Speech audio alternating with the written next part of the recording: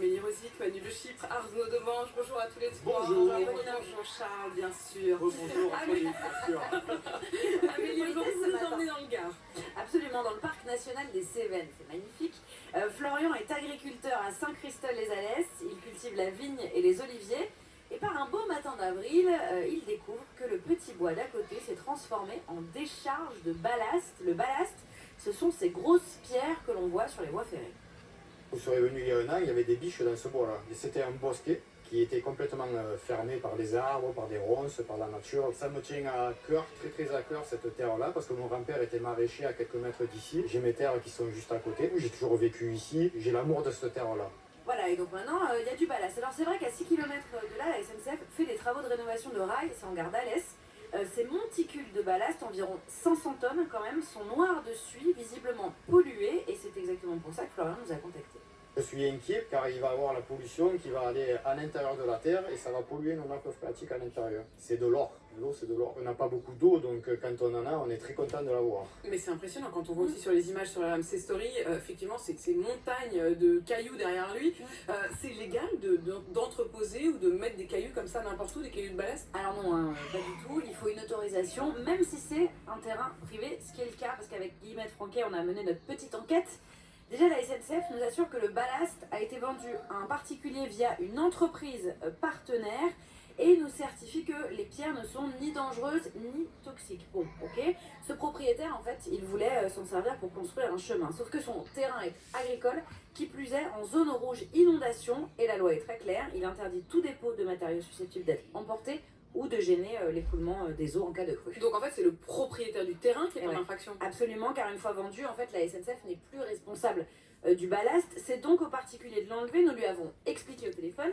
Il s'est engagé à le faire dans les jours à venir, mais de toute façon il va y être contraint. Puisque suite à notre intervention, la mairie a porté plainte, et c'est une information RMC. Une enquête a été ouverte par le procureur d'Alès pour atteinte à l'environnement, un délit qui est quand même puni de 2 ans de prison et 75 000 € d'amende. Bon, c'est très bien que vous ayez avancé, mais en même temps, je trouve que la SNCF se dédouane un peu. Se dédouane totalement. En fait, ils veulent se débarrasser de leur tonne de cailloux et ensuite ils s'en lavent les mains. Et ils nous disent que l'entreprise dépollue et qu'ensuite c'est plus de leur ressort. L'actualité éco... RMC s'engage avec vous. Et c'est une sombre affaire qui nous révéler.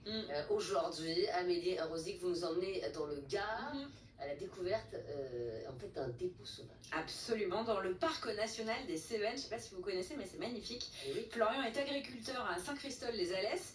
Il cultive notamment la vigne et les oliviers.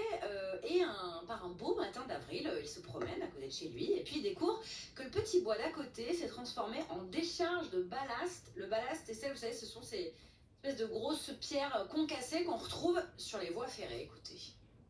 Vous serez venu il y a un an, il y avait des biches dans ce bois-là. Et c'était un bosquet qui était complètement fermé par les arbres, par des ronces, par la nature. Et ça me tient à cœur, très à cœur, cette terre-là, parce que mon grand-père était maraîcher à quelques mètres d'ici. J'ai mes terres qui sont juste à côté. J'ai toujours vécu ici. J'ai l'amour de cette terre-là. Après, c'est des pierres, c'est pas très grave. Alors oui, c'est des pierres, mais qui sont un petit peu polluées, un petit peu... Ah bah oui, c'est sous les voies ferrées quand même, c'est pas top toi.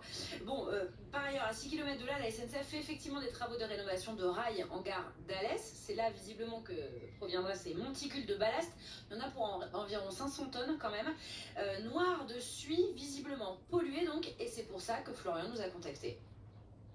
Je suis inquiet car il va y avoir la pollution qui va aller à l'intérieur de la terre et ça va polluer nos nappes phréatiques à l'intérieur. C'est de l'or, l'eau c'est de l'or. On n'a pas beaucoup d'eau donc quand on en a, on est très content de l'avoir. Amélie, c'est légal ça d'entreposer du ballast n'importe où? Alors non, c'est pas du tout légal. Il faut une autorisation, même si c'est un terrain privé. Alors avec Guillemette Franquet, on a mené notre petite enquête. La SNCF d'abord nous assure que le ballast a été vendu à un particulier via une entreprise. Donc on achète très du ballast. Et bah, parce que visiblement le monsieur qui possède ce terrain voulait faire un chemin de ballast que j'imagine, j'ai pas regardé les prix, mais à mon avis ça doit pas être très cher le truc. À mon avis, il te paye pour que tu le prennes. Ouais, voilà. Mais bon, la SNCF nous certifie en tout cas que le ballast, quand il est vendu à donc cette entreprise, il est en fait dépollué. Résultat, derrière, les pierres sont pas dangereuses ni toxiques. Et donc effectivement, ce propriétaire, voilà, voulait s'en servir pour faire son petit chemin. Sauf que son terrain à ce propriétaire, il est agricole. agricole. Et il est en zone rouge inondation. Et la loi est très claire, en fait elle interdit tout dépôt de matériel qui est susceptible d'être emporté ou de gêner l'écoulement des eaux en cas de crue, évidemment parce que c'est dangereux. Et donc le propriétaire est en infraction. Exactement, alors il nous a expliqué qu'il n'avait pas conscience qu'il s'était mis en état d'infraction, mais en tout cas c'est bien lui, puisque une fois vendu, la SNCF n'est plus responsable du ballast, c'est en tout cas ce qu'elle nous dit. Nous avons expliqué tout ça au propriétaire en lui disant qu'il ferait mieux de l'enlever. Il nous a promis de le faire dans les jours à venir, mais de toute façon, a priori, il va y être contraint, puisque suite à notre intervention, la mairie a porté plainte. Et c'est une information RMC, une enquête a été ouverte par le parquet d'Alès pour atteinte à l'environnement, qui est un délit quand même puni de 2 ans de prison et 75 000 € d'amende. Donc, C'est beaucoup quand même. si vous avez un terrain que vous vous dites, je vais faire un petit chemin pour pas cher avec du ballast, réfléchissez-y à 2 fois quand même, parce que vous risquez de vous mettre en infraction, quoi. C'est sympa pour la personne qui a acheté du ballast, elle ne le savait pas. Enfin, c'est quand même. Nul n'est censé ignorer la loi, ma chère Estelle. D'accord, ok, mais bon, franchement, vous êtes en train de tomber sur Non, quelqu'un mais attention. qui a fait un pauvre chemin là. Non mais attention, le délit est puni de 2 ans de prison et 75 000 € d'amende. Là, si le monsieur il l'enlève dans les 3 jours, toutes les charges vont être... 3 tonnes de ballast, ouais, oui. Ah bah non, voilà, avant de détruire un bosquet et d'y mettre du ballast, non mais franchement, pardon, mais c'est infâme.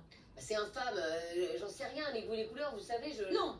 Non mais moi je le ferai pas chez moi. Bon bah voilà. Ça m'aiderait pas à l'esprit, mais il y a beaucoup de choses que je ne ferai pas chez moi, vous voyez, et que des gens trouvent bien, donc en fait voilà, non mais moi je pense qu'il faut me... Mettriez pas du ballast pour faire un chemin qui conduira... Non mais je n'habite pas non plus dans un sous-bois, enfin donc on n'est pas, enfin pardon, mais je veux dire le problème ne se pose pas, dans un appartement du ballast, oui, non ça n'irait pas, tu vois, non, bah bon, mais donc là... Non mais même dans un sous-bois. Non mais là le gars il sait même pas, et il se dit tiens je vais faire un chemin pas cher, en plus il se dit tiens je vais recycler.